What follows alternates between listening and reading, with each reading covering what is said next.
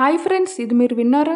విశ్వవిఖ్యాత నట సార్వభౌమ పద్మశ్రీ స్వర్గీయ నందమూరి తారక రామారావు గారి నటవారసుడిగా సినీ రంగ ప్రవేశం చేసి అతి తక్కువ కాలంలోనే తనకంటూ ఒక ప్రత్యేకమైన గుర్తింపును, అభిమాన గణాన్ని సంపాదించుకొని 5 దశాబ్దాలు పూర్తి చేసుకున్నారు నటసింహ నందమూరి బాలకృష్ణ గారు.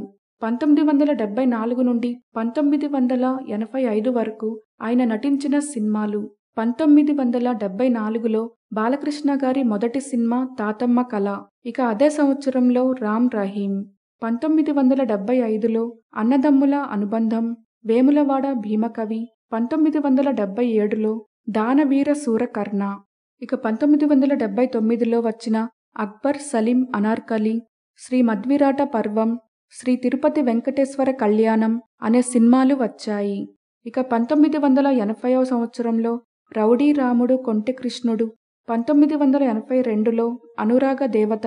1983లో సింహం నవ్వింది. 1984వ సంవత్సరంలో సాహసమే జీవితం అనే సినిమాలో మొట్టమొదటిసారిగా హీరోగా బాలకృష్ణ గారు నటించడం జరిగింది.